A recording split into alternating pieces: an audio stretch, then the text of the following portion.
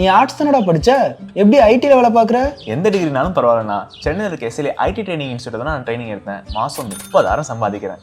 சூப்பர்டா. For IT training and placement contact 8870767784.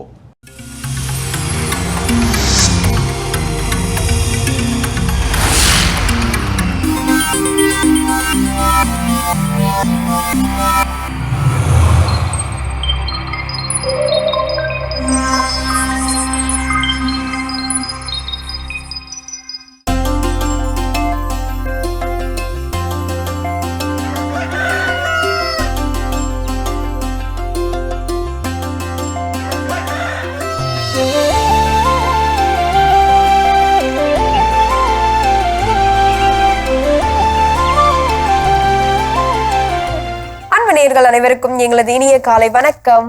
வணக்கம் Joe அவர்களே. வணக்கம் கல்பனா, எப்படி இருக்கிறீங்க? நலமா இருக்கேன், சிறப்பா இருக்கேன். நீங்க எப்படி இருக்கீங்க? எல்லா நாள் போலவே இன்றைய நாளும் மகிழ்ச்சி, சிறப்பு, உற்சாகம். எல்லா நாளும் போல மகிழ்ச்சி, சிறப்பு, எல்லாருமே நல்லா இருக்கணும் அப்படின்ற ஒரு நல்ல எண்ணத்தோடவே இன்றைய நாள் உங்க கதையை கேட்கிறோம். சொல்லுங்க. சொன்ன கதை என்ன அப்படின்னு பாத்தீங்கன்னா, ஒரு மரப்பற்ற மரப்பட்டறையா? பட்டறை. அந்த பட்டறை அந்த மர வேலைகள் செய்வாங்க இல்லையா, அந்த ஒரு இடம். Okay okay. ஸோ இப்போ அந்த இடத்துல இப்போ மர வேலைகள், அந்த மரத்தெல்லாம் அறுக்கிறதுக்கு என்னெல்லாம் வச்சிருப்பாங்க, ரம்பம் இதெல்லாம் வச்சிருப்பாங்க. அந்த மாதிரி அந்த எக்யூப்மெண்ட்ஸ் என்ன பண்ணுது இருக்குது. அந்த மரப்பற்றைக்குள்ள ஒரு பாம்பு என்ன பண்ணிருச்சு, உள்ள புகுந்துருச்சு. அப்போ அந்த பாம்பு இப்படி ஊர்ந்து போகும் இல்லையா, அதே மாதிரி ஊர்ந்து போறப்ப என்ன ஆயிடுச்சுன்னா, இந்த ரம்பத்தை லைட்டா கிராஸ் பண்றப்போ ரம்பம் என்ன பண்ணிருச்சு, அது ஷார்ப்பா இருக்கும் இல்லையா, அதோட ஸ்கின் என்ன பண்ணிருச்சு, லைட்டா இது பண்ணிருச்சு, லைட்டா அறுத்து, அதாவது சின்ன ஒரு கீரல் என்ன போட்டுருச்சு. போட்டோன்னு இந்த பாம்புக்கு செம டென்ஷன். நானே எவ்வளோ பெரிய ஆளு, ஏன் மேலே என்ன பண்ணுது, கீரலை போடுதுன்னு சொன்னோன்னே அந்த பாம்புக்கு டென்ஷன் என்ன பண்ணுச்சு, அந்த ரம்பத்தை இருக்க ஆரம்பிக்குது. சுத்தி என்ன பண்ணுது, இருக்குது. இருக்க என்ன நடக்கும், அந்த ரம்பம் ஷார்ப்பா இருக்கும், கூர்மையா இருக்கும், காணாம போயிட்டு இருக்கும். அப்போ அந்த பாம்பு கொஞ்சம் கொஞ்சமா அவருடைய உடல்கள் என்ன பண்ணுது, அறுபடுது. அந்த வழியை பார்க்க என்ன இன்னுமா நீ என்ன பண்ற, நீ டார்ச்சர் பண்ற, இன்னும் என்ன பண்ணுது, இருக்க ஆரம்பிக்குது. ஒரு கட்டத்துல அதனுடைய ரத்தங்கள் எல்லாம் வெளியேறி அது மயக்கமற்ற நிலைக்கு போய் செத்து போயிடுச்சு. ஸோ வாழ்க்கையில சில நேரங்கள் நாம எடுக்கக்கூடிய சில முடிவுகளும் அப்படிப்பட்டதுதான். நான் பெரியவனா, அந்த ஈகோல நான் பெரியவனா, நீ பெரியவனா அப்படின்னு எடுக்கக்கூடிய சில முடிவுகள், அந்த பாம்பு அந்த ரம்பத்தை சுற்றி இறுக்கி கொண்டது போல நாமும் சில விஷயத்தை சுற்றி இறுக்கி நம்மை நாமே என்ன பண்ணி கொள்கிறோம், காயப்படுத்தி கொள்கிறோம்.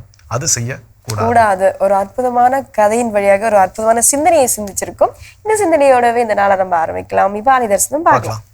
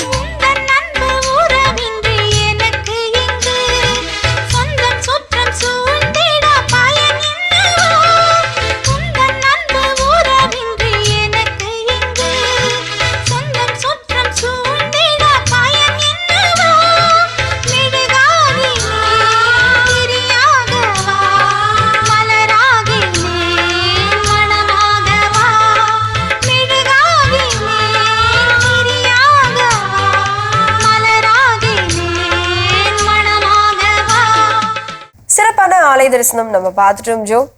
ஒவ்வொரு நாளும் கடல் வணக்கம் நிகழ்ச்சியோட இந்த தளம் நமக்கு ஒவ்வொரு நாளுமே ஏதோ ஒரு சிந்தனையை ஊட்டி கொண்டுதான் இருக்கின்றது. அந்த சிந்தனையின் வழியாக நம்ம ஒவ்வொரு நாளும் நகர்த்தும் நம்மளுடைய வாழ்க்கை மிக அழகாக இருக்கின்றது என்பதில் எந்த சந்தேகமும் இல்லை. ஸோ அப்படிப்பட்ட அந்த ஒரு நற்சிந்தனையை இன்றைய நாள் என்ன சிந்திக்க போறோம்?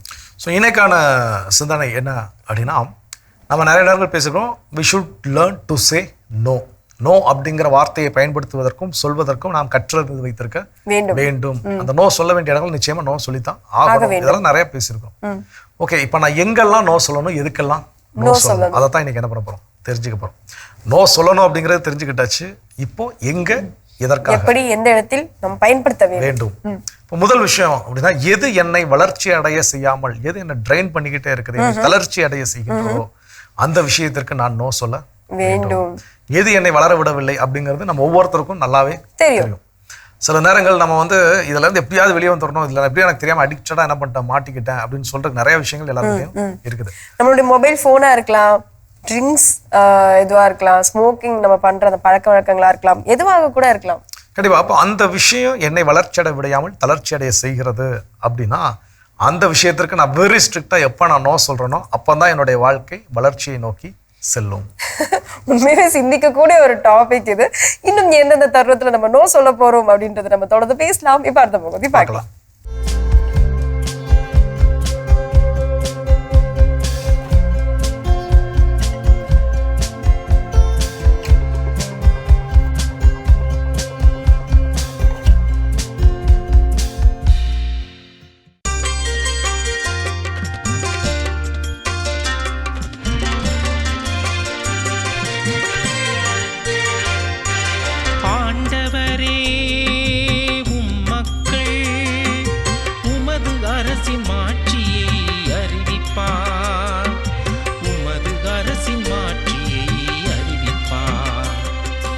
ஆண்டவரே உம் மக்கள் உமது அரசின் மாட்சியை அறிவிப்பார். உமது அரசின் மாட்சியை அறிவிப்பார். ஆண்டவரே நீர் உருவாக்கிய யாவும் உமக்கு நன்றி செலுத்தும். உம்முடைய அன்பர்கள் உம்மை போற்றுவார்கள். அவர்கள் உமது அரசின் மாட்சியை அறிவிப்பார்கள். உமது வல்லமையை பற்றி பேசுவார்கள். மானிடர்க்கு உம் வல்லமை செயல்களையும் உமது அரசுக்குரிய மாட்சியின் பேரொளியையும் புலப்படுத்துவார்கள்.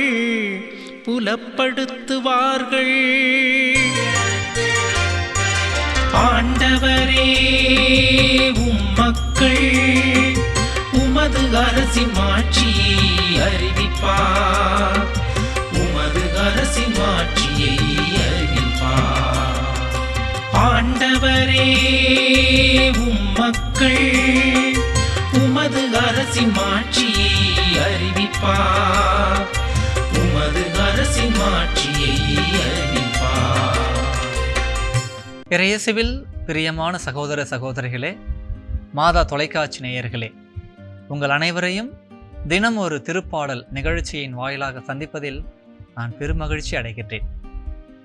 இன்றைய நாளில் நம்முடைய சிந்தனைக்கு கொடுக்கப்பட்டிருக்கின்ற திருப்பாடல் 145. அரசராம் கடவுள் போற்றி என்பதே இந்த திருப்பாடலினுடைய தலைப்பாக இருக்கின்றது. அன்பிற்குரியவர்களே, இந்த திருப்பாடல் ஆண்டவருடைய இரக்கம், அவருடைய அரசாட்சி, அவருடைய நம்பிக்கை தன்மையை குறித்து நமக்கு விளக்குவதாக இருக்கின்றது. மனிதர்கள் மாறலாம், சூழ்நிலைகள் மாறலாம், ஆனால் ஆண்டவர் என்றுமே மாறாதவர் என நமக்கு உறுதிப்பட கூறுகின்றது. அன்பிற்குரியவர்களே, இன்றைய நாளில் இந்த திருப்பாடல் நமக்கு 3 முக்கிய சிந்தனைகளை தருவதாக இருக்கின்றது. முதல் சிந்தனை, ஆண்டவரின் மகிமையை எல்லா படைப்புகளும் அறிவிக்கின்றன என்பதுதான். அன்பிற்குரியவர்களே, இந்த புதிய நாளை நாம் இனிதாக தொடங்கி இருக்கின்றோம் அல்லவா? சற்றே ஒரு நிமிடம் ஒதுக்கி ஆண்டவருடைய படைப்புகளை கூர்ந்து கவனியுங்கள். தினமும் காலையில் தவறாமல் உதிக்கின்ற சூரியன், மாலையில் குளிமை தருகின்ற நிலவு, சில்லென வீசுகின்ற காற்று, உற்சாகத்தோடு பறக்கின்ற பறவைகள், பூத்து குலுங்கும் வண்ண மலர்கள், ஓயாமல் அடிக்கின்ற கடல் அலைகள் என இவை அனைத்துமே அனுதினமும் ஆண்டவருடைய கைவன்மையை நமக்கு வெளிப்படுத்துகின்றன, ஆண்டவருக்கு நன்றி கூறுகின்றன.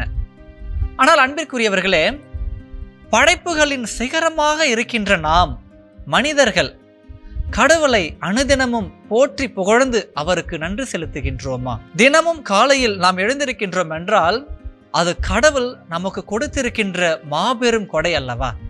ஆனால் அன்பிற்குரியவர்களே, நாம் காலையில் எழுந்தவுடன் நம்முடைய கைகள் செல்பேசியை தான் நோக்கி செல்கின்றனவே ஒழிய நம்முடைய மனம் ஆண்டவரை நோக்கி செல்கின்றதா என்பதை நாம் சிந்தித்து பார்க்க வேண்டும்.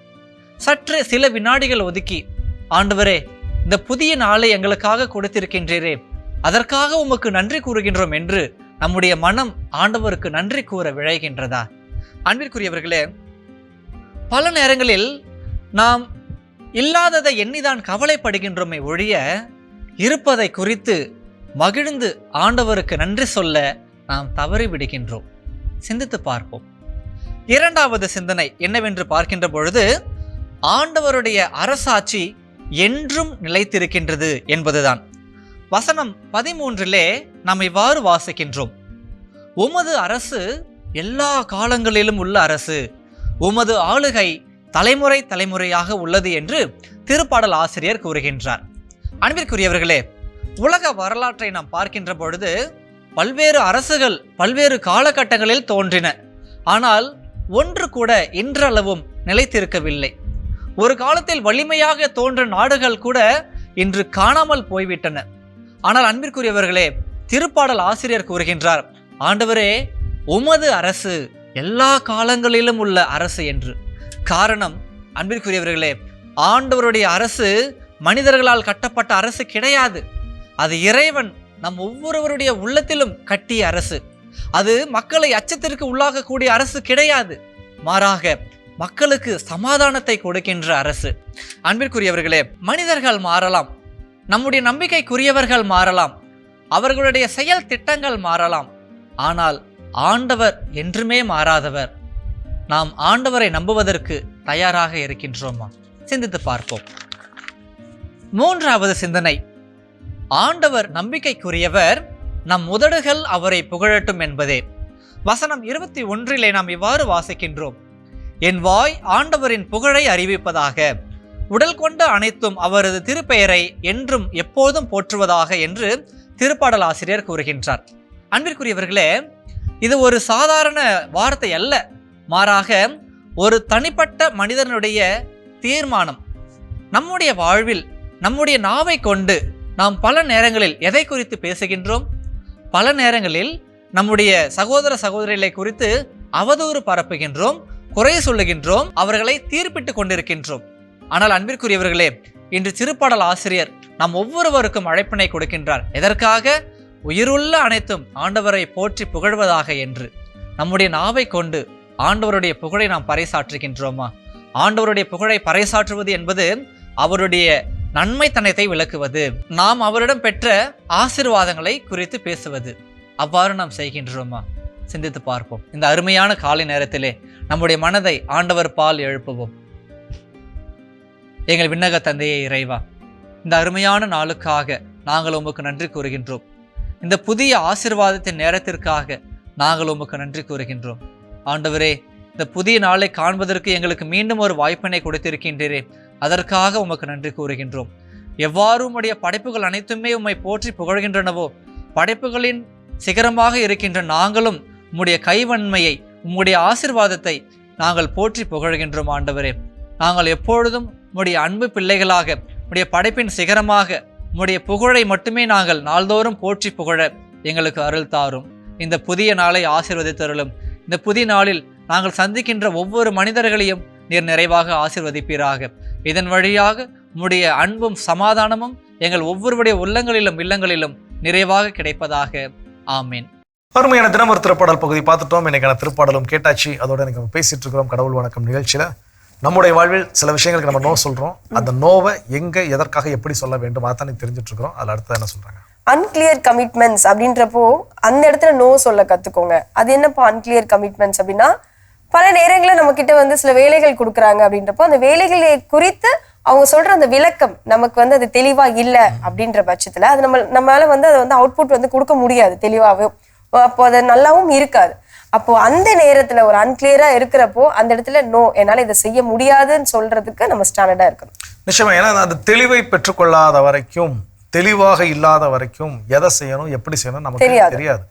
அப்போ அந்த நேரத்தில் எஸ் நான் அதை செய்கிறேன் அப்படின்னு நம்ம தூக்கி தலையில் போட்டுக்கிட்டு அதை நமக்கு செய்யவும் தெரியல, அது என்னன்னு புரியல.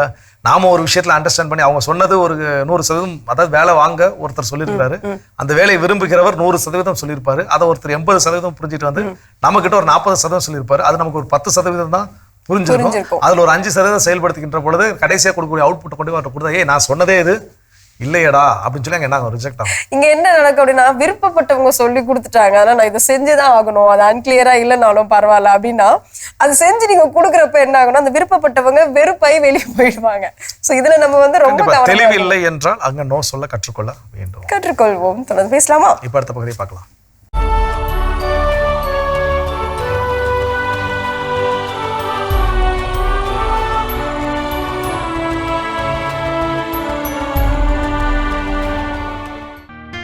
மே 5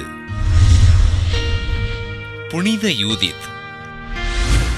ஜெர்மனி நாட்டில் உள்ள துருங்கியா எனும் இடத்தில் வாழ்ந்த செல்வந்த குடும்பத்தில் கிபி 1200ஆம் ஆண்டு பிறந்தார் யூதித்.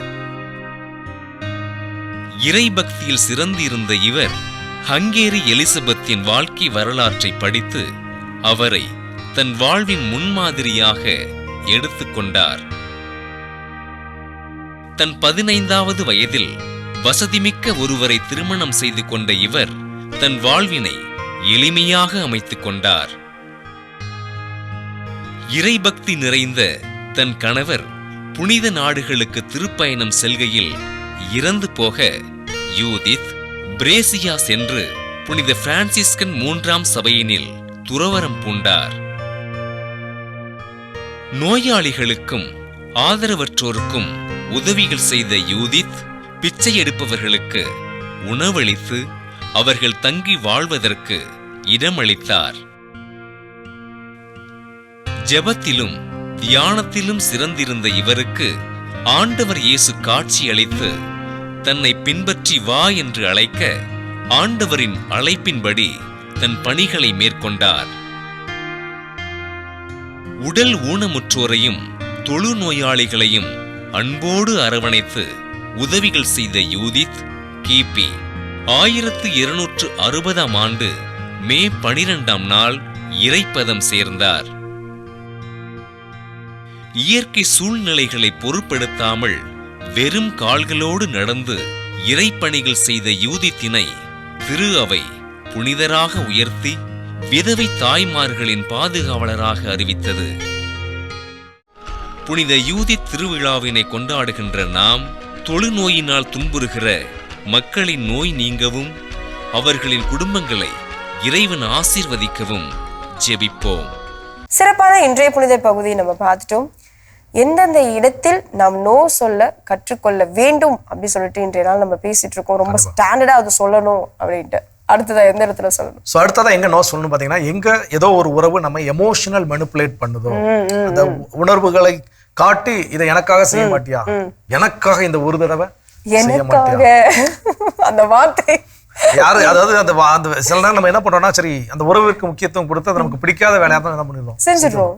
அதற்கு பிறகு வரக்கூடிய சிக்கல்களை யார் தான் அனுபவிக்கிறோம்? நாம தான் அனுபவிக்கிறோம். அப்ப அந்த நேரத்தில் அது எனக்கு உடன்பட்டு நிற்கிறது, எனக்கு அது உடன்பட்டு வராது அப்படின்னு தெரிகின்ற பட்சத்தில் அதுக்காக வீட்டுல அம்மா வந்து அம்மா பிள்ளைனா போய் கடைக்கு போயிட்டு வரான்னு கேட்டா அதெல்லாம் போயிட்டு வரலாம், அதெல்லாம் பிரச்சனை கிடையாது, அதெல்லாம் ஒரு பெரிய விஷயம். தயவு செஞ்சு பதிவு பண்ணிடுங்க. அப்புறம் இந்த மாதிரி சொன்னாங்க அதனால நான் அதுக்கு நோ சொல்றேன்னு சொல்லிட்டு போறாங்க. கண்டிப்பாக, ஏன்னா அந்த மாதிரி நம்ம புரிஞ்சுக்குவோம் சில நேரங்கள் நமக்கு ஏற்றாரு. கண்டிப்பா. ஸோ இந்த நிலை ஒரு பெரிய பெரிய விஷயங்கள், அது என்னுடைய மாரலிட்டிக்கு முரண்பட்டு நிற்கின்றது, என்னுடைய நல்லொழுக்கங்களுக்கு எதிராக அது என்ன பண்ணுது, செயல்படுகிறது. அப்போ அந்த நேரங்கள்ல எனக்காக அதை செய்ய மாட்டியா, அந்த ஒரு தடவை செய்ய மாட்டியா, குறிப்பா நண்பர்களுக்கு மத்தியில் இந்த இது வரும், எனக்கு ஒரு நாள் தானே, எனக்காக நீ என்ன பண்ண மாட்டியா, தம் பிடிக்க மாட்டியா, எனக்காக நீ பிடிக்க மாட்டியா. நோ மீன்ஸ் நோ தான். அங்க நோ கண்டிப்பாக சொல்லி ஆக வேண்டும். சொல்ல கற்றுக்கொள்வோம். தொடர்ந்து பேசலாம். அடுத்த பகுதி பார்க்கலாம்.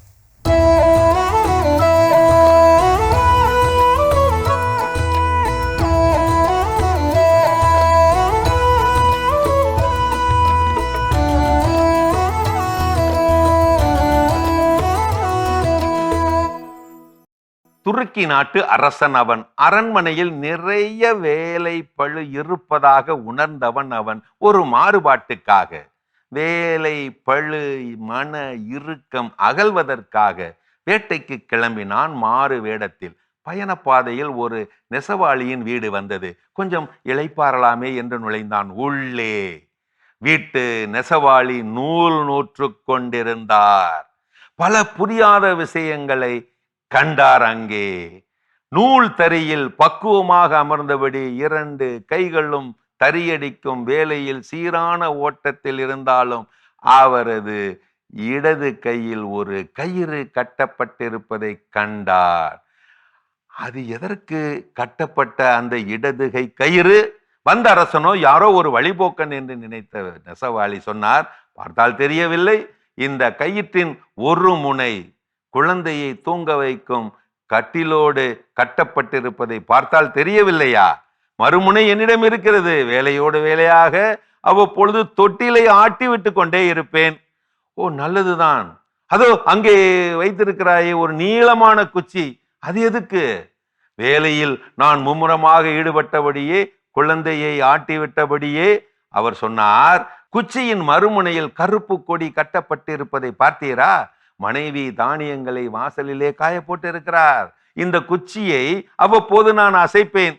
அந்த கொடியை பார்த்துவிட்டு பறவைகள் அருகே வராது. சொன்னவரின் இடுப்பிலே ஒரு மணியை சொருகியிருப்பதையும் அப்போதுதான் கவனித்தார் அரசர்.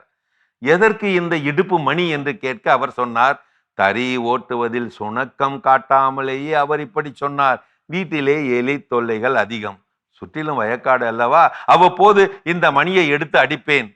அது இந்த பக்கம் அண்டி வராது, நெல் மூட்டைகளை ஓட்டை போடாது. அதற்குத்தான் சொல்லி கொண்டிருக்கும் போதே ஜன்னல் வெளியே கவனித்தான். 4-5 சிறார்களின் தலை தெரிந்தது.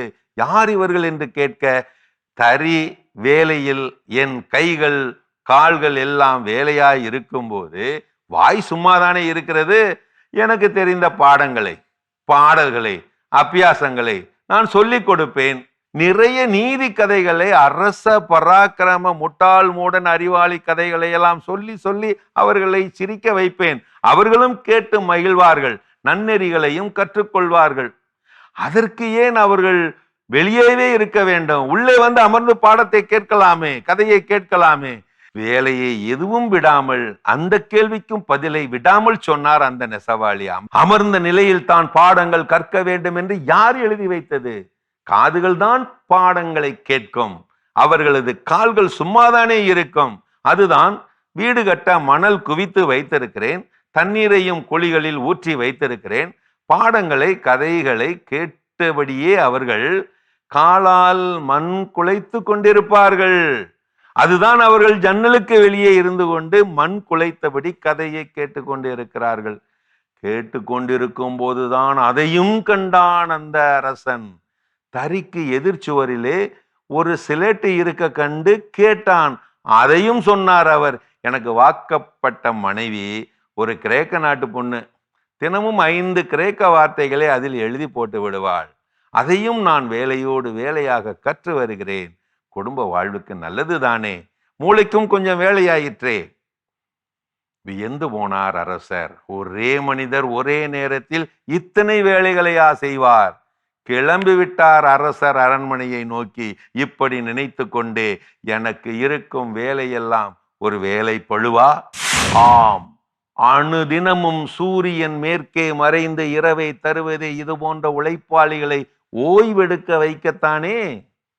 ஊக்கம் நிறைந்த உழைப்பாளி ஊசி முனையில் கூட நடந்து முன்னேறி விடுவான். ஏக்கம் நிறைந்த சோம்பேறி 1000 ஏணிகள் இருந்தாலும் ஒரு அடி கூட நகரமாட்டான். இதுதான் கால கொடுமை என்பது. எத்தனையோ சிலைகளை செதுக்கிய உளிக்கு இதுவரை எவரும் சிலை வைத்ததில்லை. அப்படித்தான் நிர்கதியாய் பல உழைப்பாளிகளும். அருமையான கதைகள் 1000 பகுதி பார்த்துட்டோம். இன்னைக்கான கதையும் சிந்தனையும் கேட்டாச்சு. அதோட இன்னைக்கு நம்ம பேசிட்டு இருக்கிறோம் கடவுள் வணக்கம் நிகழ்ச்சியில நம் வாழ்வில் எந்தெந்த இடங்களில் எதற்காக நாம் நோ சொல்ல வேண்டும் அப்படின்னு தெரிஞ்சிட்டு இருக்கோம். அடுத்தது என்ன சொல்றாங்க? ஒரு சில அலுவலகத்துல எல்லாம் இருக்காங்க, அதாவது எதை கொடுத்தாலும் நான் அதை செய்து விடுவேன் அப்படின்ற ஒரு பர்சன் இருக்காரு அப்படின்னா, அவரை தேடி போய் எடுத்துட்டு போய் சில வேலைகளை கொடுக்குறாங்க அப்படின்றப்போ இது அந்த பர்சனுக்கு தெரியும், நம்ம எது கொடுத்தாலும் நம்ம சிறப்பா செஞ்சிரும் அப்படின்றது தெரியறதால தான் நம்ம கொடுக்குறாங்க அப்படின்ட்டு. அதை நம்ம ஏமாத்துவதற்காக, நம்ம மேல இன்னும் பாரங்களை சுமப்பதற்காக இதெல்லாம் செய்யறாங்க அப்படின்றப்போ அந்த இடத்துல நீங்க ரொம்ப தெளிவாவே இந்த பதில கொடுக்கலாம், நோ அப்படின்ட்டு. கண்டிப்பா அவைலபிள் பர்சனா இருக்கிறது பிரச்சனை கிடையாது. லாஸ்ட் மினிட்ல கொடுத்தா கூட நல்லா செய்வாரு, பண்ணுவாருப்பா அப்படிங்கிற விஷயங்கள் ஸ்கூல்ஸ்ல நிறைய டீச்சர்ஸ் அப்படிலாம் இருப்பாங்க. வெல் அண்ட் குட், அதை கண்டிப்பா செய்யணும், நான் இல்லைன்னு சொல்ல மாட்டேன். ஆனா அதே வேளையில் எல்லா நேரங்களிலும் இந்த அவைலபிலிட்டி அப்படிங்கிறது இருக்க கூடாது. சில நேரங்கள் நமக்கு அதை விட ஒரு எமர்ஜென்சியான இருக்கும். ஆனா நம்ம கிட்ட வேலை வாங்குறவங்க நம்மளோட பெர்ஸ்பெக்டிவ் புரிஞ்சுக்கவே மாட்டாங்க. அவங்களுக்கு தெரிஞ்ச ஒரே விஷயம், நம்ம எதை அவங்களுக்கு ரெஜிஸ்டர் பண்ணிருக்கோம்னா, எப்ப சொன்னாலும் இவன் செய்வாயா, இவன் எப்போ ரெடியா இருப்பாயா, அதைத்தான் ரெஜிஸ்டர் பண்ணிருக்கிறோம். அந்த நேரத்துல நான் என் பிரச்சனையை போய் நான் சொல்லி எங்க எனக்கு இப்படி ஒரு பிரச்சனைக்கு முடியாதுங்கன்னு சொன்னா அவங்களால அதை ஏற்றுக்கொள்ளவே முடியாது. அதற்கு மீறி அங்கிருந்து நம்ம போனோம் அப்படின்னா வர வர திமிர் பிடிச்சவன் முந்தி மாதிரி வேலை செய்ய மாட்டேங்க, இந்த பேர் தான் என்ன ஆகும். அதனால சொல்லுவேன், இந்த அலுவலகங்களும் சரி, வேலை பார்க்கக்கூடிய இடங்களும் சரி, உங்களுக்கு மந்த்லி ஒரு சிஎல் இருக்குதா, உங்களுக்கு தேவை இருக்கோ இல்லையோ அந்த சிஎல் என்ன பண்ணுங்க, எடுத்துக்கோங்க. ஏன்னா அது உங்களுக்கான உரிமை. நான் 100% அட்டெண்டன்ஸ் கொடுத்து நான் ஸ்கூல்ல சொல்லுவோம் இல்லையா, 100% அட்டெண்டன்ஸ்னா ஒரு சின்ன சோப்பு டப்பாவோ ஏதோ ஒன்று என்ன பண்ணுவாங்க, ஸ்டேஜ்ல சின்ன ஒரு பென்சில் கூட ஸ்டேஜ் ஏறி பரிசு வாங்குறது பெருமையான ஒன்று, இல்லைன்னு சொல்ல மாட்டேன். ஆனா இந்த 100% அட்டெண்டன்ஸ் வாங்குறது எனக்கு உடன்பாடே கிடையாது. சில நேரங்கள் விடுமுறை எடுக்க வேண்டிய இடங்கள்ல விடுமுறை எடுத்தாக வேண்டும். உடல்நலம் சரியில்லாத நேரங்களில் அந்த இது கரெக்டாக என்ன பண்ணும். ஸோ அப்போ எப்போதுமே அவைலபிள் பர்சனா இருக்கணும்னு நீங்க நினைச்சீங்கன்னா அதுக்கு நீங்க உங்களுக்கே முதல் நோ சொல்ல கற்றுக்கொள்ள வேண்டும். கற்றுக்கொள்வோம். தொடர்ந்து பேசலாம். அடுத்த பகுதி பார்க்கலாம். சின்ன பிரேக் போயிட்டு வரலாம். ஓகே.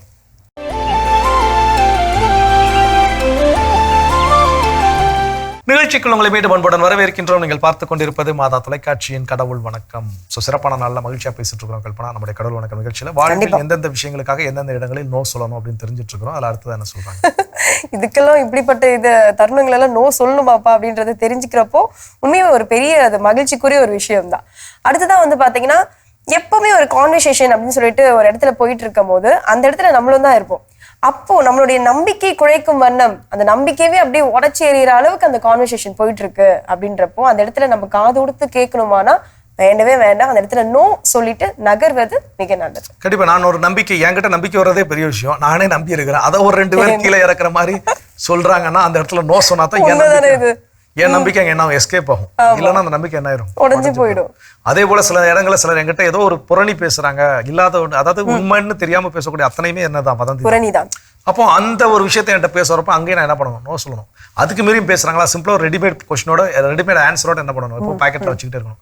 ஓகே, இந்த விஷயம் இவ்வளவு அழகா ஆகா மானியத்தேனே பொன்மானிய போட்டலாம் இவ்வளவு கதை சொன்னீங்க, அந்த இடத்துல நீ இருந்தாலோ இல்ல உன்னுடைய வீட்டுல உன்னுடைய அம்மா அப்பா உன்னுடைய கணவனோ இல்ல மனைவியோ உன் பிள்ளைங்க நீ பேசுவியா அப்படிங்கிற ஒரு ரெடிமேட் ஆன்சரோட இல்ல ரெடிமேட் கேள்வியோட நம்ம போனோம்னு வச்சுக்கோங்களேன், அப்படி மூஞ்சில் அடிச்ச மாதிரி கேட்குறப்போ அடுத்த டைம் நம்ம கிட்ட என்ன பண்ண மாட்டாங்க, புரணி பேச வர மாட்டார்கள். ஸோ இப்போ இந்த புரணி பேசப்படக்கூடிய இடங்களிலும் நம்மை பின்னோக்கி இழுக்கக்கூடிய இடங்களிலும் நாம் நோ சொல்ல கற்றுக்கொள்ள வேண்டும். இன்னும் தொடர்ந்து கற்றுக்கொள்வோம். இப்போ அடுத்த பகுதியை பார்க்கலாம்.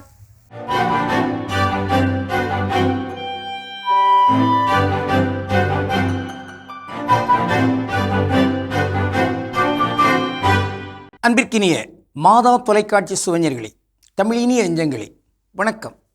திரிகடுகத்தில் இணைந்திருக்கும் உங்கள் ஒவ்வொருவருக்கும் நன்றியின் வாழ்த்துகள்.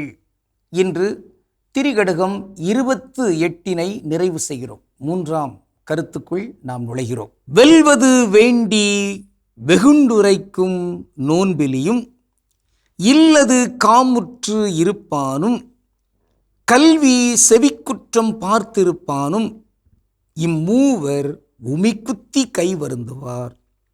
திரிகடுகம் 28. இன்று கல்வி செவிக்குற்றம் பார்த்திருப்பானும்.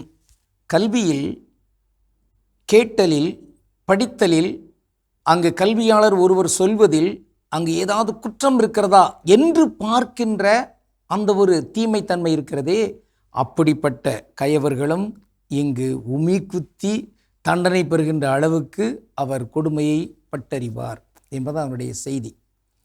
ஒரு குறளை நாம் பார்க்கின்றோம். வள்ளுவரிவார் பதிவு செய்கிறார். உவப்ப தலைக்கூடி உள்ள பிரிதல் அனைத்தே புலவர் தொழில்.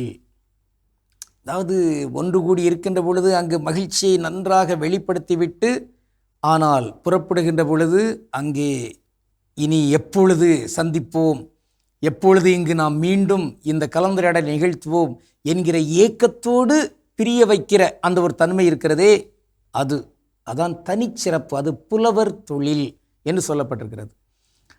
ஔவை, அதியன் இவர்கள் இருவரும் நண்பர்கள். அதான் ஔவையை ஔவையார் கூன் விழுந்த ஔவையாராக காட்டுகிறார்கள். ஆனால் அவர் ஒரு இளம்பெண். அதைத்தான் இன்குலாப், பாவலர் இன்குலாப் ஒரு இசை வீதி நாடகம் எழுதியிருக்கிறார். அந்த இசை வீதி நாடகம் அவ்வை, அந்த நாடகத்தை மங்கை என்கிற ஒரு இயக்குனர், நாடக இயக்குனர் அதை இயக்கியிருக்கிறார். அதை உழைக்கும் மக்கள் விடுதலை இயக்கத்தை சார்ந்த நாங்கள் எல்லாம் சேர்ந்து நடித்திருக்கிறோம். 10 இடங்களில் அதை அரங்கேற்றியிருக்கிறோம். சில பல்கலைக்கழகங்கள், சென்னை, தஞ்சை, திருச்சி, மதுரை உள்ளிட்ட நகரங்களில் இருக்கிற பல்கலைக்கழகங்களிலும் கல்லூரிகளிலும் அதோடு பொது மேடைகளிலுமே அங்கு அரங்கேற்றியிருக்கிறோம். என்ன ஒரு சிறப்பு என்றால், எனக்கு அதியன் ஆக இருப்பதற்கு ஒரு வாய்ப்பு கிடைத்தது. அங்கே அதியன், அவ்வை அவர்களுடைய அந்த நட்பு சூழல், அதிலே கள் குடித்தல், நெல்லிக்கனி கொடுத்தல் இவையெல்லாம் இருக்கின்றனவே. அந்த நேரத்தில் அவர்கள் அப்படியே சேர்ந்திருக்கின்ற பொழுது மகிழ்ச்சி. ஆக எல்லாரும் புறப்படுகிறோம் என்று சொல்கின்ற பொழுது அதியன் ஒரு வசனம் சொல்வார், அவ்வை நீயுமா என்று. அந்த ஒரு ஏக்கத்தன்மை, இதை இங்கு அறிவாளர்கள் அங்கு உருவாக்க வேண்டும். ஆனால் அறிவாளர்கள் பேசுகிற அந்த பேச்சில் குற்றம் கண்டுபிடிக்கின்ற கயமைத்தன்மை இருக்கிறது, அது நீங்க வேண்டும். அதான் இயேசு குறிப்பிடுவார், பரிசேயர்கள், மறைநூலறிஞர்கள், தலைமை குருக்கள் இவர்களெல்லாம் இயேசு பேசுகின்ற நேரத்தில் என்ன குற்றத்தை கண்டுபிடிக்கலாம் என்று அவர்கள் பார்த்து கொண்டிருப்பார்கள். நகைச்சுவையாக வந்த ஒரு காட்சி திருவிளையாடல் என்கிற அந்த திரைப்படத்திலே நாகேஷ் சிவாஜியை பார்த்து சொல்வார், குற்றம் கண்டுபிடித்தே பேர் வாங்குகிற புலவரும் உண்டு, பாட்டு எழுதி பேர் வாங்குகிற புலவரும் உண்டு, எந்த வகையோ என்றெல்லாம். இப்படியும் இருக்கிற அந்த நிலை இருக்கிறது. எது எப்படியோ இங்கு மாந்தர்கள் தண்டனை பெறாதவர்களாக இருக்க வேண்டும். அப்படி தண்டனை பெறாதவர்களாக, கயமைத்தன்மையினால் வீழாதவர்களாக இருக்க வேண்டும் என்றால் இங்கு பிறர் சொல்கின்ற அந்த அறிவாற்றல் மிக்க தன்மையில் குற்றம் காணாதவர்களாகவும் இருக்க வேண்டும். இன்று நாம் பார்க்கின்ற ஒரு தனித்தமிழ் சொல் அது கல்வி. கல்வி, இந்த கல்விங்கிற அந்த சொல்ல பாருங்க, 3 பொருள் தருகிற சொற்கள் இருக்கின்றன. கல், வில், கவி. கல் என்பது திண்மை, வில் என்பது கூர்மை, அம்பை கூர்மையாக எய்கிறது. கவி என்பது இனிமை. ஆக இந்த திண்மை, கூர்மை, இனிமை, இந்த தன்மையோடு இருப்பதுதான் கல்வி. அப்படிப்பட்ட அந்த கல்வியை நாம் கல்வி என்றே பறைசாற்றலாம். அதிலும் தமிழ் வழி கல்வியை நாம் வளர்த்தெடுக்கலாம். அது ஒரு சிறப்பு தன்மையில் இங்கு தமிழ் மண்ணிலே, தமிழர்கள் இருக்கிற இடங்களிலே வளர்த்தெடுக்கப்பட்டாக வேண்டும். உறுதியேற்போம். எஜுகேஷன் அல்லது ஸ்டடி என்றெல்லாம் சொல்கிற அந்த சொற்களை எல்லாம் நாம் கொஞ்சம் தவிர்த்துவிட்டு இங்கு தனித்தமிழிலேயே கல்வி என்பதையும் இங்கு பயன்படுத்தலாம். கல்வியாளர்களாக, நேர்மையாளர்களாக, அறிவு பெற்றவர்களாக, அறிவை கற்பிக்கிறவர்களாக இருந்து அதன் மூலமாக இந்த உலகத்தில் இருக்கிற மாந்தர்கள் தண்டனை பெறாதவர்களாக, இன்பத்தோடு மகிழ்ச்சியோடு வாழ்கிறவர்களாக இருப்பதற்கு உறுதி ஏற்றுக்கொண்டு நாமும் கருவிகளாக திகழ்வோம். இத்தகைய தன்மையோடு உறுதியேற்கிற நாம் கடவுளுக்கு திருவிழமானால் மீண்டும் நாளை திரிகடுகத்தில் இணைந்து மகிழ்வோம். நன்றி, வணக்கம். சிறப்பான பகுதி திரிகடுகம் நம்ம பார்த்துட்டோம் ஜோ. இன்றைய நாளில் நம்ம பேசிட்டு இருக்கோம் எந்தெந்த இடங்கள்லாம் நம்ம வந்து நோ சொல்ல கற்றுக்கொள்ள வேண்டும் அப்படின்னு சொல்லிட்டு, அடுத்ததான் எந்த இடத்துல நம்ம நோ சொல்ல வேண்டும். ஸோ அடுத்ததான் எங்கே நம்ம நோ சொல்ல கற்றுக்கொள்ள வேண்டும். எல்லாருமே ஏதோ ஒரு மதிப்பீடுகளை என்ன பண்ணியிருக்கோம், கொண்டிருக்கிறோம். நம்முடைய அப்பா அம்மா சின்ன வயசுலேருந்து நம்ம என்ன பண்ணியிருக்காங்க, மதிப்பீடுகளை கற்றுக் கொடுத்து நம்மை வளர்த்தெடுத்திருக்கிறார்கள். அப்போ இது என்னுடைய வேல்யூஸ் அப்படின்னு நம்ம எல்லாராலையும் அட்லீஸ்ட் ஒரு 2-3 விஷயமா என்ன பண்ண சொல்ல முடியும். இதற்கு முரண்பட்டு நிற்கக்கூடிய வாய்ப்புகள் எனக்கு கிடைக்கின்ற பொழுது, இப்ப நான் உண்மையே பேசணும்னு நினைச்சிருக்கேன், ஆனா எனக்கு ஒரு வேலை கிடைச்சிருக்கு, அந்த வேலையில நிறைய பொய் பேச சூழல் இருக்குது. இப்ப எப்படி நான் அந்த வேலையை எடுத்துக்கலாமா வேண்டாமா? நான் கிட்டத்தட்ட 10 ஆண்டுகள் 15 ஆண்டுகள் எவ்வளவு வருஷம் வேலை எல்லாம் என்ன பண்ணிருக்கேன், நான் கஷ்டப்பட்டிருக்கேன். அதனால நிறைய அவமானங்கள் எல்லாம் என்ன பண்ணிருக்கேன், நான் ஃபேஸ் பண்ணியிருக்கிறேன். ஆனா எனக்கு இப்ப என்ன பண்ணிருக்கு, ஒரு வேலை கிடைச்சிருக்கு. ஆனா அந்த வேலை எனக்கு என்னுடைய மதிப்பீடுகளுக்கு முரண்பட்டு நிற்கிறது. இப்ப அந்த வேலையை நான் எஸ் சொல்லணுமா, வேலைக்கு நோ சொல்லிடணும், அவ்வளவுதான். நோ சொல்லிட்டு நகர்ந்து போக வேண்டியதான். எல்லாரும் வீட்டுல இருந்து கேட்கறோம் நினைப்பாங்க, ஈஸியா சொல்லிட்டீங்க கல்பனா, அது எப்படி, நான் இத்தனை ஆண்டுகள் என் வேலைக்காக என்ன பண்ணிருக்கேன், கஷ்டப்பட்டிருக்கிறேன் அப்படின்னா அது கடினமாக தருணமா இன்னும் கூட ஒரு வருஷம் இல்ல கூட கொஞ்ச நாட்கள் கஷ்டப்படுறது தப்பே கிடையாது. ஏன்னா இவ்வளவு நாள் கஷ்டப்பட்ட எனக்கு இன்னும் கூடுதலாக ஒரு சில நாட்கள் கஷ்டப்படுறது எனக்கு பிரச்சனை கிடையாது. அந்த இடத்துல அந்த நோ சொல்லிட்டு போனோம்னா நம்முடைய மனசு, இந்த சில திரைப்படங்கள் எல்லாம் பாத்தீங்கன்னா மனசாட்சி வெளியே வந்து நம்ம கிட்டே பேசும். அந்த மாதிரி நம்முடைய மனசாட்சி நம்ம கிட்ட வந்து வெளியே வந்து வெரி குட்ரா, கரெக்டான டிசிஷன் எடுத்திருக்கடா அப்படின்னு நம்மளை என்ன பண்ணும், பாராட்டும். நாம் அடுத்து நமக்கான நல்ல வாய்ப்பை நம்மால் பெற்றுக்கொள்ள கண்டிப்பா. ஒரு தனி மனிதனா வாழ்வது வந்து எவ்வளவு பெரியசோ அதே மாதிரி மதிப்பீடுகள் கொண்ட ஒரு மனிதனா வாழ்வது மிக சிறந்தது. அப்படிப்பட்ட ஒரு மனிதனா நம்ம இந்த உலகத்துல வாழ்வோம். தொடர்ந்து பேசலாம். அடுத்த பகுதி பார்க்கலாம்.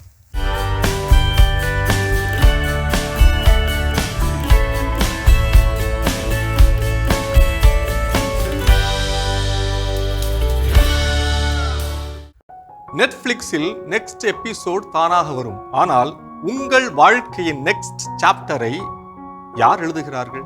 இந்த ஒரு எபிசோடு மட்டும், இல்ல இன்னொரு எபிசோடு மட்டும் என்று சொல்லி அடுத்தடுத்து உங்கள் வாழ்க்கையில் எத்தனை மணி நேரம் மறைந்து விட்டது என்பது உங்களுக்கு நினைவிருக்கிறதா? பிஞ்ச் வாட்சிங் என்பதை பற்றி கேள்விப்பட்டிருக்கிறீர்களா? பிஞ்ச் வாட்சிங் என்பது ஓய்வா அல்லது நம்மை அடிமைப்படுத்தும் தூண்டிலா? அதற்கான பதிலை வலை உலகத்தில் அருள்வாக்கின் ஒளியில் தேடுவோமா? லூக்கா 12:16 முதல் 20 வரை. செல்வனாய் இருந்த ஒருவனுடைய நிலம் நன்றாய் விளைந்தது. அவன், நான் என்ன செய்வேன், என் விளைபொருட்களை சேர்த்து வைக்க இடமில்லையே என்று எண்ணினான். ஒன்று செய்வேன், என் களஞ்சியங்களை இடித்து இன்னும் பெரிதாக கட்டுவேன், அங்கு என் தானியத்தையும் பொருட்களையும் சேர்த்து வைப்பேன் என்று தொடங்கும் இயேசுவின் உவமையில் உள்ள மனிதன் தனக்கு நீண்ட ஆயுள் இருப்பதாக நினைத்து கொண்டான். பிஞ்ச் வாட்சிங், அதாவது தொடர்ந்து நாம் காணொளிகளை பார்க்கும் பொழுது நாம் இதே மனநிலையில் தான் இருக்கிறோம். பிறகு பார்க்க வேண்டும் என்பதற்காக பல எபிசோடுகளை நமது பிளே ஸ்டோரில் சேமித்து வைக்கின்றோம். இந்த ஒரு எபிசோடு மட்டும், இந்த முறை மட்டும் என்று ஆரம்பித்து விடியற்காலை வரை நாம் தொடர்ந்து வெப் சீரிஸ்களை பார்த்து கொண்டிருக்கிறோம். நேரத்தின் மதிப்பையும் அது நம் கையை மீறி போவதையும் நாம் உணர்வதே இல்லை. அந்த செல்வந்தன், நீ ஓய்வெடு, உண்டு குடித்து மகிழ்ச்சியில் திளைத்திரு என்று தனது உடல் இச்சைக்கு முக்கியத்துவம் கொடுத்தது போல பிஞ்ச் வாட்சிங் என்பது மனிதர்களுக்கு ஒரு விதமான மன ரீதியான பெருந்தீனி என்று சொல்லலாம். இயேசுவின் உவமையில் செல்வந்தன் தானியங்களை சேமித்து வைப்பதில் மகிழ்ச்சி கண்டான். இன்று நாமும் தொடர் வீடியோக்களை நுகர்வதில் திருப்தி தேடுகிறோம். ஆனால் அந்த திருப்தி தற்காலிகமானது என்பதை அருள்வாக்கு பகுதி தெளிவுபடுத்துகிறது. பிஞ்ச் வாட்சிங் என்பது ஒரு தொலைக்காட்சி தொடர் அல்லது OTT தொடர்களின் எபிசோடுகளை வரிசையாக தொடர்ந்து பார்க்கும் ஒரு செயலாகும். Netflix, Amazon prime, Z5, Hotstar போன்ற OTT பிளாட்ஃபார்ம் வந்த பிறகு இந்த பிஞ்ச் வாட்சிங் என்ற தொடர் பார்வை முறை அதிகமாக பேசப்படுகிறது. அன்றாட சவால்களை எதிர்கொள்ளாமல் யதார்த்த வாழ்விலிருந்து தப்பிச் செல்லவே இன்றைய இளைய தலைமுறையினர் இத்தளங்களை விரும்புகின்றனர் என்று சொல்லலாம். அதற்கு ஒரு வடிகாலாக இந்த பிஞ்ச் வாட்சிங் முறைகளை அவர்கள் பயன்படுத்துகின்றனர். மிகவும் விளையாட்டாகவும் பொழுதுபோக்கிற்காகவும் தொடங்குகின்ற இந்த இடைவிடா தொடர் பார்வை பிஞ்ச் வாட்சிங் மெதுவாக அடிக்ஷனாக, ஒரு போதையாக மாற அது வாய்ப்பளிக்கின்றது. சமீபத்தில் உத்தரப்பிரதேசத்தில் காசியாபாத் என்னும் இடத்தில் 3 சிறார்கள் அவர்களின் பெற்றோர் அவர்களை கொரிய நாட்டு தொடர்களை பார்க்க அனுமதிக்காததை ஏற்றுக்கொள்ள முடியாமல் அவர்கள் வாழ்ந்த அடுக்குமாடி குடியிருப்பிலிருந்து குதித்து தற்கொலை செய்து கொண்டனர் என்ற செய்தி பலரையும் அதிர்ச்சிக்கு உள்ளாக்கியது. இணையவழி தொடர்களின் ஒவ்வொரு எபிசோட் முடிவிலும் ஒரு சஸ்பென்ஸ், அதாவது கிளிஃப் ஹேங்கர் வைத்திருப்பார்கள். அதனால் நாம் நினைத்தாலும் நம்மால் நிறுத்த முடிவதில்லை. இந்த பிஞ்ச் வாட்சிங்கின் தீவிரத்தன்மை என்பது உறவுகளிலிருந்து அல்லது உறவினரிடமிருந்து ஒருவரை தனிமைப்படுத்துகின்றது. தூக்கமின்மை, மன அழுத்தம் போன்ற உளவியல் பிரச்சனைகளை வருவிக்கின்றது. யூடியூப் அல்லது நெட்ஃப்ளிக்ஸ் போன்ற தளங்களில் ஒரு வீடியோ முடிந்ததும் அடுத்த வீடியோ தானாகவே தொடங்கும்படி அமைக்கப்பட்டிருக்கும். இதுவே நம்மை தூங்க விடாமல் அடுத்தது என்று பார்க்க வைக்கும். எனவே செட்டிங்ஸில் சென்று ஆட்டோ பிளே நெக்ஸ்ட் வீடியோ என்ற வசதியை நீங்கள் ஆஃப் செய்ய வேண்டும். புத்தகம் வாசிப்பது, உடற்பயிற்சி செய்வது போன்ற வேலைகளில் தொடர்ந்து ஈடுபட வேண்டும். தூங்குவதற்கு 1 மணி நேரத்திற்கு முன்பே மொபைலை தூரமாக வைப்பது, அதாவது டிஜிட்டல் டீடாக்ஸ் செய்து கொள்வது மிகவும் நல்லது. இன்னும் ஒரே ஒரு எபிசோட் மட்டும் என்று சொல்லிக்கொண்டே இரவு முழுவதும் பார்ப்பதை தவிர்க்க சுய கட்டுப்பாடுகளை வகுத்து கொள்ள வேண்டும். சிறார்கள் இத்தகைய பிஞ்ச் வாட்சிங்களுக்கு அடிமையாகி கொண்டிருக்கிறார்கள் என்றால் அவர்களை பெற்றோர்கள் அன்புள்ளத்தோடு ஆற்றுப்படுத்தி வழிநடத்திட வேண்டும். பிஞ்ச் வாட்சிங்கிற்கு மாற்றான படைப்பாற்றலோடு கூடிய செயல்பாட்டிற்கு சிறார்களை ஊக்குவிக்க பெற்றோர்கள் மற்றும் ஆசிரியர்கள் முன்வர வேண்டும். லூக்கா 12ஆம் அதிகாரம் 16 முதல் 21 வரும் அந்த செல்வந்தனுக்கும் நவீன கால பிஞ்ச் வாட்சிங் பழக்கத்திற்கும் இடையே உள்ள ஒற்றுமை மிகவும் ஆழமானது. அந்த செல்வந்தன் தனது தானிய களஞ்சியங்களை நிரப்புவதில் திருப்தி தேடினான். நாமோ நமது மனதை காட்சிகளாலும் தகவல்களாலும் நிரப்ப பார்க்கிறோம்.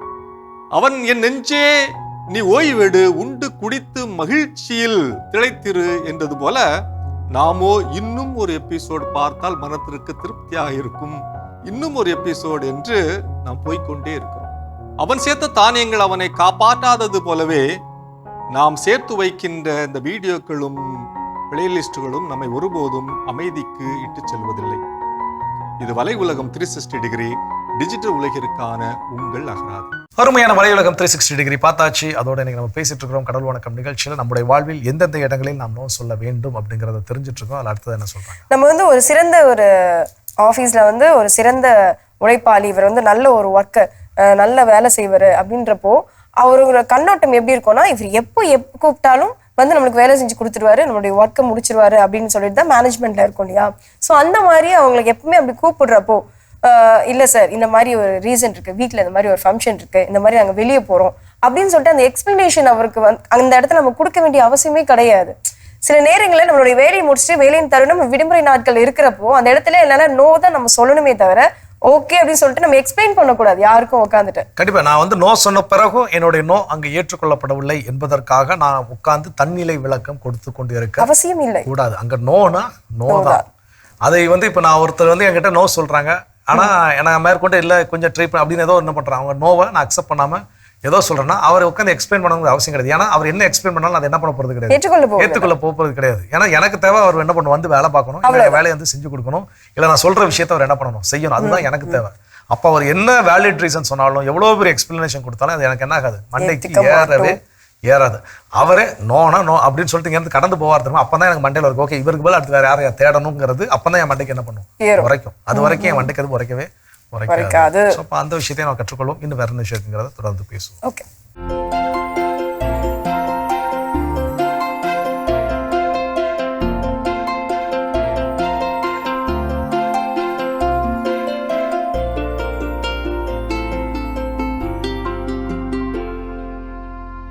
அனைவருக்கும் வணக்கம். இன்றைய பதிவில் நம்ம பார்க்க போகிற விஷயம் என்ன அப்படின்னா, இந்த மே மாதத்தில் நம்ம மாமரங்கள் வீட்டிலையோ அல்லது தோட்டங்கள்லையோ வச்சிருக்கிறப்ப இது பெருகி நல்லா பெருசாக வர ஒரு காலம், சரிங்களா? இந்த காலத்தில் நம்ம என்ன செய்யணும் அப்படின்னா, அதற்கு நிறைய சத்துக்கள் இருக்கிற மாதிரி ஒரு அமைப்பும் நிறைய தண்ணி இருக்கிற மாதிரி அமைப்பும் பார்த்துக்கணும். நிறைய தண்ணீர் அப்படிங்கிறப்ப நம்ம என்ன தெரிஞ்சுக்கணும் அப்படின்னா, அளவுக்கு மீறி தண்ணி அந்த அர்த்தத்தில் சொல்லலை. இப்போ ஒரு தடவைக்கு வீட்டில் இருக்க மரமோ அல்லது தோட்டத்தில் இருக்க மரமோ 40 லிட்டர் தண்ணி, பெரிய வாளியில் 2 வாளி தண்ணி கொடுக்குறோன்னு வச்சுக்கோங்க. அந்த தண்ணீர் எப்போ நமக்கு காயுமோ அப்போ நம்ம திருப்பி தண்ணி தரலாம். அதாவது 8 நாட்களுக்கு ஒரு முறை அல்லது 10 நாட்களுக்கு ஒரு முறை அப்படி கொடுக்கணும். ஆனால் கொடுக்கணும், சரிங்களா? நம்ம ஏற்கனவே பூ எடுக்கிற நேரத்தில் என்ன சொல்லியிருந்தோம்னா, தண்ணி கொடுக்கக்கூடாதுன்னு சொல்லியிருந்தோம். இப்போ காய் பெறுகிறப்ப தண்ணி கொடுக்கணும். 2வது காரியம் என்ன செய்யணும் அப்படின்னா, மரங்களுக்கு நல்ல ஊட்டச்சத்து கொடுக்கணும், கூடவே நுண்ணூட்ட சத்தும் கொடுக்கணும். இப்போ என்ன செய்யலாம், வீட்டு தோட்டமாக இருந்ததுன்னா மாமரங்களில் மரத்துலேருந்து ஒரு 6 அடி தள்ளி 2 அடி அகலம் 1/2 அடி ஆழம் உள்ள குழி எடுத்துக்கணும். அதில் சாம்பல் கிடச்சதுன்னா 1 கிலோ போட்டுக்கணும். அதில் வாய்ப்பு இருந்ததுன்னா மக்கின சாணம் எங்கேயாவது கிடச்சதுன்னா ஒரு 2 கிலோவோ 5 கிலோவோ அது போட்டுட்டு தண்ணி கொடுக்கலாம். அதில் நம்ம என்ன செய்யணும் அப்படின்னு சொன்னால், முடிஞ்ச அளவுக்கு கடலை புண்ணாக்கு 1 கிலோ கரைச்சி, வீட்டு தோட்டமாக இருந்தால் வாளியில் கரைச்சி ஒரு நைட்டு வச்சுருந்து அதை 2 பக்கமும் மரத்துலேருந்து கிழக்கு மேற்கு வடக்கு தெற்கு, அல்லது ஒரு சில பேர் சந்துக்குள்ளே வச்சுருக்கோம் அப்படின்னா கிழக்கு மேற்கு, அப்படி 2 திசையில் ஊற்றி விட்டுறணும். அப்போ நான் என்னென்ன சொல்லியிருக்கேன், தண்ணி பாய்ச்சணும்னு சொல்லியிருக்கேன், சாணம் கொடுக்கணும், சாம்பல் வைக்கணும்னு சொல்லியிருக்கேன், கடலை புண்ணாக்கு வைக்கணும்னு சொல்லியிருக்கேன். இந்த காரியத்தை கண்டிப்பாக கடைபிடிக்கணும். வாய்ப்பு இருக்கிறவங்க ஏற்கனவே என்னுடைய பதிவுகளை பார்த்து ஒரு சில பேர் எருக்கு கரைசல் நம்ம தயார் பண்ணி வச்சுருக்கோம். அப்படி தயார் பண்ணி வச்சுருந்தோம்னா அதை கொஞ்சம் தொடர்ந்து கொடுத்தோம்னா காய் நல்லா பெருசாக உருண்டையாக அழகாக உள்ளே இருக்கக்கூடிய இடம்லாம் நிறைஞ்சு பழுத்து வரும்போது நமக்கு நல்ல பொருளாக கிடைக்க வாய்ப்பு இருக்குது. இதே இது தோட்டமாக இருக்குது அப்படின்னு சொன்னால், அந்த தோட்டங்கள்லேயுமே நல்ல, அதாவது 10 நாட்களுக்கு ஒரு முறை தண்ணி கொடுக்கணும். என்ன இடுபொருள் வச்சுருக்கீங்களோ அதை நல்லா கொடுக்கணும், நிறையா கொடுக்கணும், தொடர்ந்து கொடுக்கணும், ஒவ்வொரு தண்ணிக்கும் கொடுக்கணும். அதே மாதிரி தெளிப்பில் ரொம்ப முக்கியமாக 200 லிட்டர் தண்ணியில் சோலு பார் அல்லது மைக்ரோ போர் அப்படிங்கிற 20% தண்ணியில் கரையக்கூடிய போரான் அதை கலந்துக்கணும். கடல் பாசி உரம் இருக்குது 1 லிட்டர் கலந்துக்கணும். அதுக்கப்புறம் மீனமிலமோ பஞ்சகாவியாவோ இருந்ததுன்னா 2 லிட்டர் கலந்துக்கணும். இது ரொம்ப அடிப்படையானதுங்க. இதை பண்ணிக்கணும். இந்த நேரத்தில் நமக்கு வெயிலும் ஒரு சில நேரம் மழையும் வர வாய்ப்பு இருக்குது. சரிங்களா? மழை தூர வாய்ப்பு இருக்குது. அப்போ நமக்கு பூஞ்சை தொற்று வரும். அதை தடுக்கிறதுக்காக ஒரு தடவையாவது சூடோமோனாஸ் அப்படிங்கிற திரவத்தை கலந்துக்கணும். கலந்து நீங்கள் அதை தெளிச்சிட்டிங்கன்னா காய்கள் உருண்டையாக வரும். அந்த மைக்ரோபோர் சொல்கிறோம் பார்த்தீங்களா, அந்த சோலுபோர் மைக்ரோபோர் இது எதுக்கு அப்படின்னா காய் நல்லா பெருசாக உருண்டையாக வர்றதுக்கு. ஒரு சில நேரம் நீங்கள் பார்த்துருப்பீங்க, ஆரம்பத்தில் காய் நுனியில் மஞ்சள் வந்திருக்கும். அது என்னென்னா நுண்ணூட்ட சத்து குறைபாடு, அதனால் அப்படி வந்திருக்கும். கொஞ்சம் தயவுசெய்து சிரமம் பார்க்காம அதை வாங்கிட்டு கொடுக்க பாருங்கள். 3வது விஷயம், உங்கள் பக்கத்தில் இருக்க வேளாண்மை துறை அலுவலகத்துக்கு போனீங்கன்னா அங்கே நுண்ணூட்ட கரைசல் வச்சுருப்பாங்க. அது நெல்லுக்கோ எதுக்குள்ளது ஒன்றாலும் பரவாயில்ல, வாங்கிட்டு 200 லிட்டருக்கு 1 கிலோ கலந்துக்கங்க. மற்ற திரவங்கள் கலந்து தெளிக்க பாருங்கள். ஒன்றுமே இல்லை என்கிட்ட அப்படின்னா மோர் இருக்கு இல்லைங்களா, 200 லிட்டருக்கு 10 அல்லது 20 லிட்டர் மோர் கலந்துக்கங்க. அது கூட இதெல்லாம் கலந்து தெளிக்க பாருங்கள். சரிங்களா? இது ரொம்ப ரொம்ப முக்கியம் இந்த காலத்தில். அப்போ 3 என்ன சொல்லியிருக்கேன், தண்ணி பாய்ச்சணும்னு சொல்லியிருக்கேன் 10 நாளைக்கு ஒரு முறை. 2வது இந்த அடியில் நல்ல அடி உரமாக முக்கியமாக சாம்பல் கொடுக்கணும்.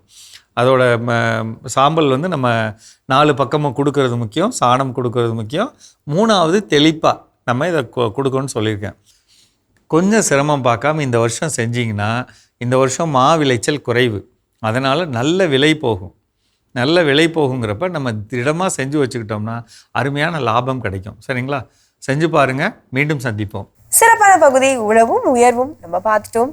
எந்தெந்த இடங்களில் எந்தெந்த தருணங்களில் நாம் நோ சொல்ல கற்றுக்கொள்ள வேண்டும் சொல்லி நம்ம பேசிட்டு இருக்கோம். அடுத்ததாக அடுத்ததான் எங்கே நோ சொல்லணும் அப்படின்னு பார்த்தீங்கன்னா, ஏற்கனவே ஏதோ ஒரு தப்பு செஞ்சு ஏதோ ஒரு முடிவு எடுத்து அது தப்பாக போய் கீழே விழுந்து முட்டி முகரெல்லாம் பேர்ந்து நம்ம அதுக்கப்புறம் ரெக்கவராக என்ன பண்ணியிருப்போம், திரும்பவும் அதே டிசிஷனை போய் எடுக்க வேண்டிய சூழல் அமைகின்ற பொழுதோ இல்லை நான் எடுக்கணும்னு விரும்புகின்ற பொழுதோ எனக்கு நானே என்ன பண்ணணும், நோ சொல்ல கற்றுக்கொள்ள வேண்டும். ஏன்னா ஏற்கனவே அவங்க குப்புற அடிக்க விழுந்து மூஞ்சி முகரெல்லாம் என்ன பண்ணி பேர்த்து வச்சிருக்கிறோம். திரும்ப இப்போ தான் சரியாகி மூஞ்சி முகரெல்லாம் கொஞ்சம் பார்க்குற மாதிரி இருக்குது. அந்த டைம் திரும்பவும் அதே டிசிஷனை எடுத்து நான் திரும்ப என் மூஞ்சி முகரையை நான் பேத்துக்க விரும்பலை. ஸோ அந்த இடத்துல நான் நோ சொல்ல கற்றுக்கொள்ள வேண்டும். கண்டிப்பா சிந்திப்போம் இதனை குறித்து. நம்ம இன்னும் தொடர்ந்து பேசலாமே. பார்த்த பகுதி பார்க்கலாம்.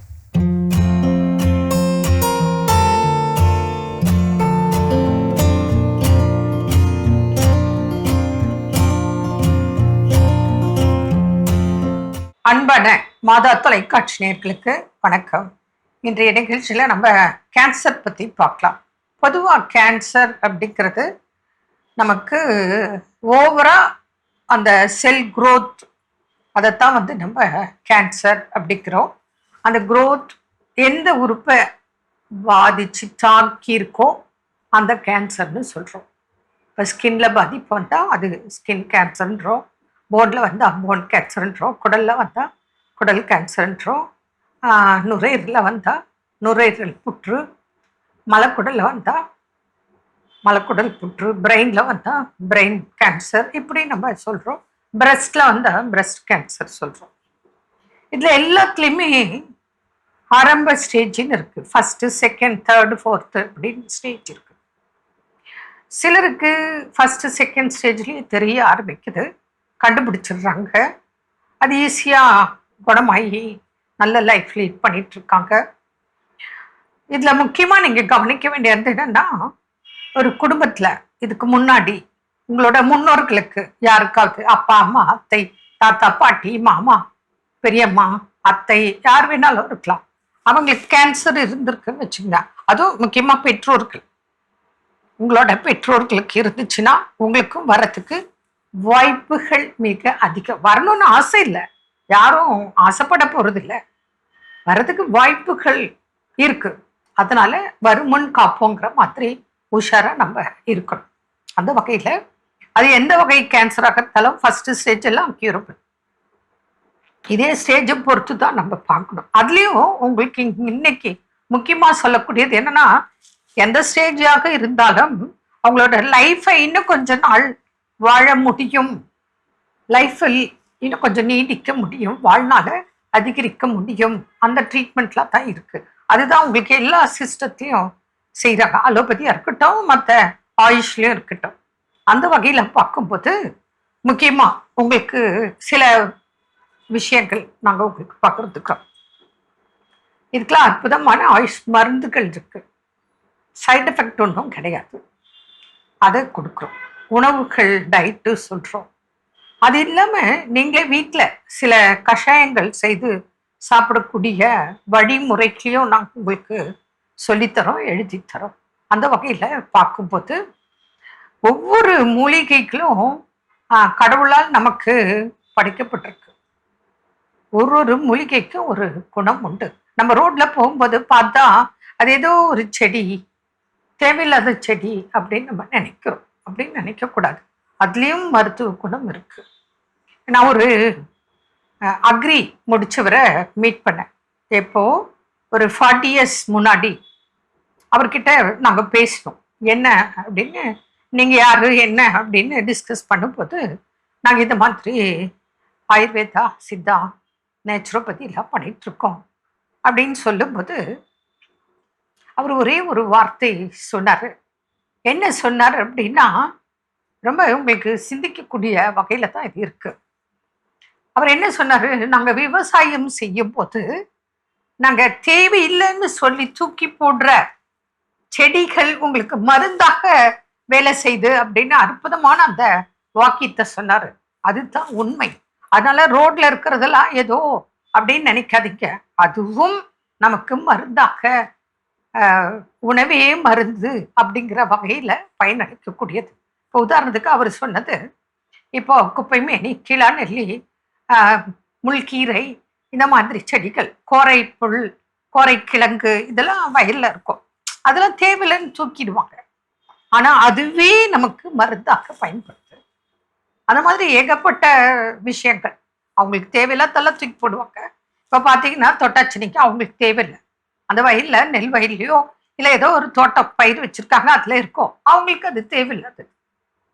அதே போல தான் நிறைய கீரை செடிகள் இருக்கும், அதெல்லாம் அவங்களுக்கு அந்த செடிக்கு தேவையில்லை. அதில் தான் நீங்கள் பார்த்தீங்கன்னா கிராமத்தில் கலவைக்கீரை, அவங்களுக்கு எது தேவையில்லையோ அதெல்லாம் நமக்கு பயனுள்ளது. அந்த மாதிரி நிறைய மூலிகைகள் இன்னைக்கு ஆராய்ச்சி மூலமாகவும் நல்ல ட்ரீட்மெண்ட் போயிட்டுருக்கு. கேன்சர்னா நீங்கள் பயப்பட தேவையில்லை. ஆரம்ப நிலைன்னா க்யூர் ஆகிடும்.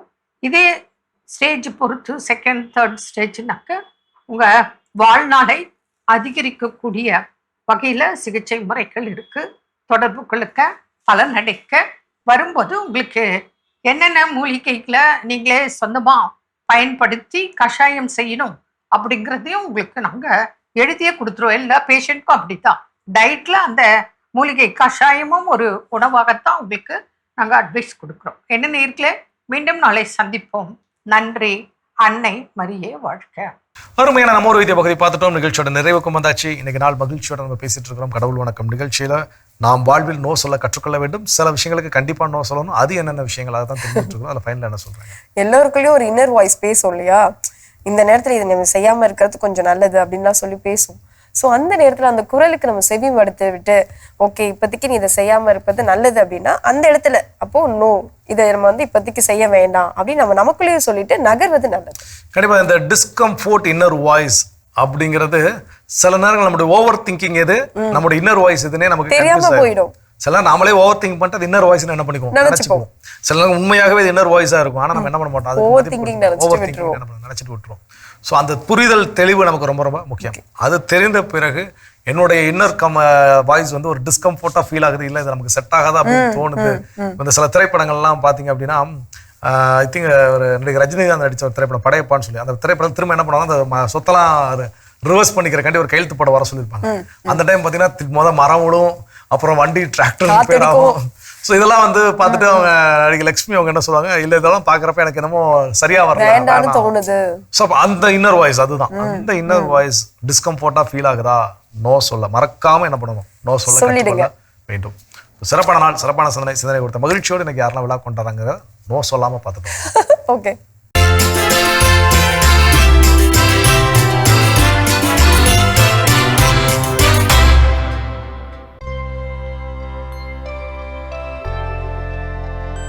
லாரன்ஸ், மாலா இன்று தங்களது 5ஆம் ஆண்டு திருமண நாளினை கொண்டாடுகிறார்கள். இவர்களை வாழ்த்துபவர்கள் அம்மா சாந்தி, அக்கா நேவிஸ், மகள் வெரோனிகா, தம்பி பிண்டோ, மேரி, அத்தை ரத்னா, மாமா ஜெரால்டு, குடும்பத்தினர், உறவினர்கள் மற்றும் நண்பர்கள்.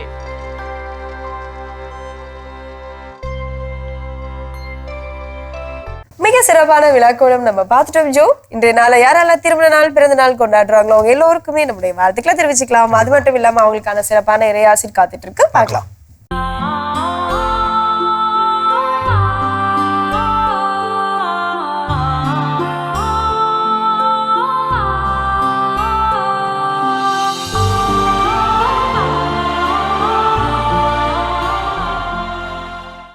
இறை மக்கள் அனைவருக்கும் என் அன்பார்ந்த வாழ்த்துக்கள். மாதா தொலைக்காட்சியை பார்த்து கொண்டிருக்கும் உங்கள் அனைவரையும் வாழ்த்துகிறேன், வணங்குகிறேன். அன்பு மிக்கவர்களே, இன்றைய நாளில் நமக்கு கொடுக்கப்பட்ட இறை வார்த்தை, ஆண்டவரே எனக்கு உம் விதிமுறைகளை கற்பித்தருளும். திருப்பாடல் 119:12. என் காலடிக்கு உம் வாக்கே விளக்கு, என் பாதைக்கு ஒளியும் அதுவே என்று அதே பாடல் ஆசிரியர் நமக்கு சொல்லுகின்றார். என்ன அருமையான வார்த்தைகள் தெரியுமா? விவிலியம் 3 பகுதிகளாக, பழைய ஏற்பாடு 3 பகுதிகளாக பிரிக்கப்பட்டிருக்கிறது. ஒன்று சட்டம், இன்னொன்று இறைவாக்கு, மற்றது ஞான நூட்கள். இந்த சட்டத்தை உயிரினும் மேலாக கருதியவர்கள் யூத மக்கள். மோயிசன் அவர்களுக்கு சட்டத்தை கற்பித்தார். அந்த சட்டத்தின் வழியாக நெறிமுறைகளையும் வாழ்க்கை முறைகளையும் ஒழுக்கங்களையும் ஆண்டவரின் எந்த அளவுக்கு அவர்கள் நம்பிக்கை வைக்க வேண்டும் என்பதையும் அவர்களுக்கு எடுத்துரைத்தார். திருச்சட்டத்தை தங்கள் நம்பிக்கையாக கண்டார்கள். உயிரினும் மேலாக யூத மக்கள் கருதினார்கள். ஆண்டவரை முழு உள்ளத்தோடும் முழு ஆற்றலோடும் முழு இதயத்தோடும் அன்பு கூற வேண்டும் என்று மோசே பணித்திருக்கிறார். அதை அவர்கள் எப்பொழுதுமே தங்களுடைய உள்ளத்தில் கொண்டார்கள், ஆனந்தம் கொண்டார்கள். தங்களுடைய கைகளில் அதை வைத்திருந்தார்கள். போகும்போதும் நடக்கும் பொழுதும் அதை எடுத்துக்கொண்டே போனார்கள். அந்த சட்டத்தை பிள்ளைகளுக்கு சொல்லிக் கொடுத்தார்கள். அந்த சட்டத்தின் வழியாக தங்களுடைய வாழ்வு முறைகளை எல்லாம் அவர்கள் கற்றுக்கொண்டார்கள். இந்த விதிமுறைகள் அவர்களை செம்மைப்படுத்தின, அவர்களை நேர்மைப்படுத்தின. இந்த சட்டங்களை எல்லாம் கண்ட மற்ற மனிதர்கள் இவர்கள் எவ்வளவோ நல்லவர்கள் என்று சொல்லி அவர்களை போற்றி புகழ்ந்தார்கள். இந்த சட்டம் அயலாருக்கு அன்பு செய், உண்மையாக ஏழைகளையும் விதவைகளையும் அனாதைகளையும் தூரத்தில் இருப்போரையும் அறியாத மக்களையும் அன்பு செய்ய வேண்டும் என்று இந்த சட்டம் கூறுகிறது. நாம் இன்றைக்கு கூறும் சட்டத்தை விட, நீதியை விட, அந்த காலத்திலே மோயிசன் இப்படிப்பட்ட சட்டங்களை கொடுத்து மக்களை செம்மைப்படுத்தி இருக்கிறார், உருவாக்கி இருக்கிறார், வழிநடத்துகிறார் என்பதை கண்டறியும் பொழுது நமக்கு மிக ஆச்சரியமாக இருக்கிறது. இதே வழியைத்தான் இயேசு நமக்கு சொன்னார். ஏழைகளை அன்பு செய்யுங்கள், பகைவரை நேசியுங்கள், சபிப்பவருக்காக ஆசிரி கூறுங்கள், உங்களை துன்புறுத்துவோருக்காக வேண்டுங்கள் என்று சொல்லி சிலுவையில் எல்லாரையும் மன்னித்தார். எல்லாருக்கும் வான்வீட்டின் கதவுகளை திறந்து கொடுத்தார். அந்த ஆண்டவரை நாம் வைத்திருக்கிறோம். அதன்படி வாழ்க்கை நடத்துவோம். உண்மையான வாழ்க்கை இறைவன் காட்டுகின்ற வழியில் இருக்கிறது. இது நம்ம மட்டுமல்ல, உலகம் அனைத்திற்கும் இது விதிமுறையாக இருக்கிறது. இந்த விதிமுறையை மகாத்மா காந்தி, விவேகானந்தர் போன்றவர்கள் கடைபிடித்தார்கள். எனவே நாமும் கடைபிடிக்க முயற்சி எடுப்போமாக. ஆண்டவர் உங்களோடு இருப்பாராக, உம் ஆன்மாவோடும் இருப்பாராக. என்னாமல் இறைவன் தந்தை, மகன், தூய ஆவியார் உங்களை ஆசீர்வதிப்பாராக. ஆமேன். மிகச்சிறப்பு. நம்ம அன்பாயரோட இறையாசிரியர் நம்ம அனைவருக்கும் நிறைவாக கிடைச்சிருக்குது. இந்த மகிழ்ச்சியோடு இன்றைய நாளில் கற்றுக்கொண்ட மிக சிறப்பான படம் நம் வாழ்வில் நோ சொல்ல வேண்டும், எந்தெந்த விஷயங்களுக்கு நோ சொல்ல வேண்டும், அதைத்தான் இன்னைக்கு நம்ம தெரிஞ்சிருக்கோம். இதுவும் இது போல நிறைய இடங்கள் இருக்குது எங்கெங்கெல்லாம் நோ சொல்லணும் அப்படின்னு சொல்லி அதை இனி வரும் காலங்களில் சிந்திப்பதற்கு வாய்ப்பு கிடைச்சா கண்டிப்பாக சிந்திச்சு பார்ப்போம். அதே வேளையில் இதெல்லாம் நமக்கு நன்கு உணர்ந்த விஷயங்களை, நன்கு உணர்த்தி இருக்கக்கூடிய இந்த விஷயங்களை நாம் மீண்டும் அசை போட்டு இதை வாழ்வாக்க கற்றுக்கொள்ள வேண்டும். இதை தெரிஞ்ச பிறகு இன்னும் நான் நோ சொல்ல வேண்டிய இடத்துல நோ சொல்லலைன்னா இன்னும் என்னுடைய வாழ்க்கை எதுவும் மாற்றம் காண்பன்னு கேட்டால் நிச்சயமாக மாற்றம் காணாது. ஸோ அது மாற்றம் காண்பதற்கு நோ சொல்ல கற்றுக்கொள்வோம். கடவுளுக்கு நன்றி சொல்லி இன்னைக்கு நம்ம நிகழ்ச்சி நிறைவு செய்தனால் இனிதே தொடங்கலாம். அன்பானவர்களே, வேண்டாம் என்பதை உறக்கச் சொல்வோம், மாற்றம் காண்போம் என்ற இந்த சிந்தனையோடு இன்றைய கடவுள் வணக்கம் நிகழ்ச்சியை நாங்கள் நிறைவு செய்கிறோம். இந்த நாள் இனிய நாளாக அமைய மாதா தொலைக்காட்சியின் வாழ்த்துக்களும் ஜபங்களும். மீண்டும் உங்களை கடவுள் வணக்கம் நிகழ்ச்சியில் சந்திக்கும் வரை உங்களிடமிருந்து விடைபெறுகின்றோம். இயேசுவுக்கே புகழ். மரியே வாழ்க.